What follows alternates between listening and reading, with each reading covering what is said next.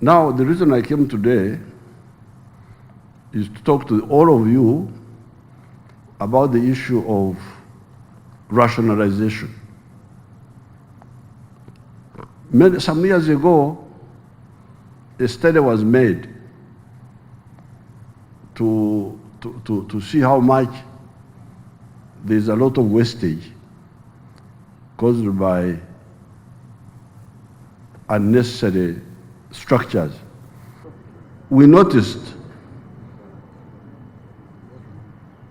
that people who try to manage these countries many times don't know what to do. They don't know what is crucial. For instance, and by the way, this is not a problem for Uganda only here, even the whole world. So now, when it comes therefore, once you say, where will the wealth come from? It will come from the private sector. Which aspects of the private sector? Agriculture, industry, services, ICT. Then the question is, what do we do to support these wealth creators? That means you only have the people to back the private sector that are absolutely necessary from the government. You need the army to keep peace, because otherwise, how will you move? And you need the scientists to back these people. You need some social scientists, economic managers, accountants to back up this system.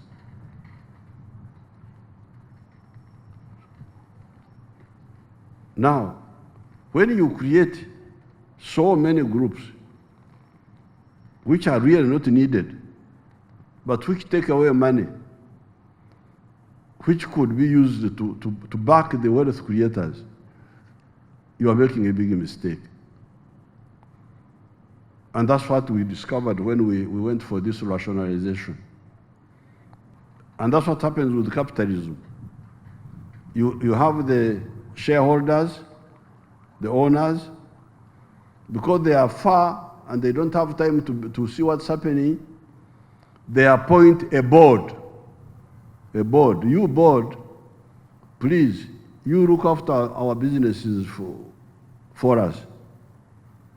Then the board appoints a management and it supervises the management. Now, when you and they supervise the management, which is money making, bakora sente. Like for instance, we have NEC now. NEC, the one of the army. NEC has got many businesses, including road making now. They have started road making. So in that case, it is justified for us to have a board to look at the NEC, because we don't have time to, the president doesn't have time to go and see what's happening, to have a board and a management, because the NEC is a money-making body. But UNRWA is a money-eating. So therefore, we said, please, no board where there is no money making. If it is a government parastatal making money, yes, we need a board, because the government ministers don't have time to go and supervise it. They need a board for money-making companies, but not for these agencies. So that's why, but the Minister of Public Service can tell you how much money we shall save. We found we could save trillions of money by just saying, please, go back to, let's have ministry and work. Instead of having a ministry here, then. Now, originally, these agencies were created by our wonderful friends, these foreigners. If you take NADS, for instance, NADS, what was the idea of NADS? The idea of NADS was government workers, government agricultural extension workers are being paid very low salaries. So because they are being paid low salaries, they don't have motivation to work. But you have got a stupid man called Museveni and his friends who have been working for the last 50 years, either for no pay or for very low pay. So, abasulumus mwebali, abatafayo, abakorera bwerere, oba abakorera katono. So if you say the extension workers cannot work unless they are well paid, what do we do? Let's have NADS. NADS, donor supported, have well-paid people outside the government so that they implement a program. How many are they? There are a few. But in no time, you remember there was a NADS coordinator on almost every sub-county. You remember that?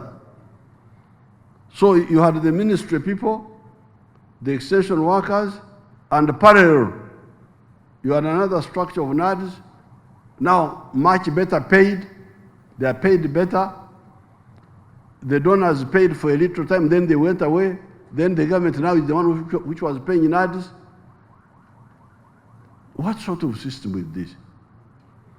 And people are running away from the government going to NADS because NADS was better paid.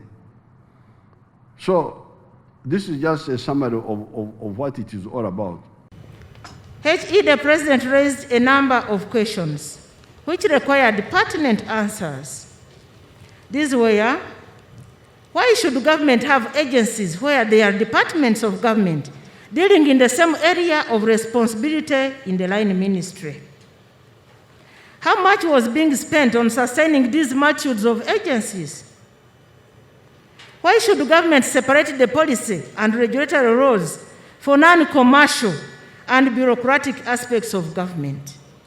Therefore, arising out of rationalization of 1,121 positions have been recommended for abolition.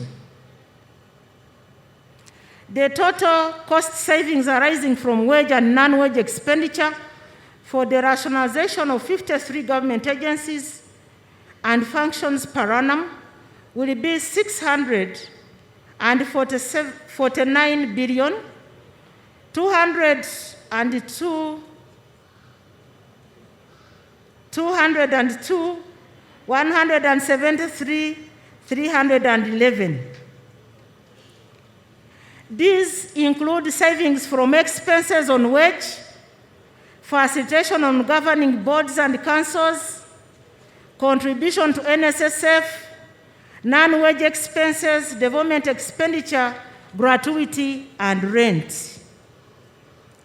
The total deductions from the savings will be 79 billion 305 million 263,474 shillings, and this will be one time off. But the savings will be per annum. In a very special way, Your Excellency and National Chairman, I would want to equally thank you for appointing the Minister of Justice and Constitutional Affairs, the Honorable Norbert Mao. I would want to thank you for appointing the Honorable Beatrice Akelo Okori, Minister of State for Economic Monitoring in the Office of the President. I would want to thank you for appointing Honorable Peter Ogwang, Minister of State for Education and Sports, in charge of sports.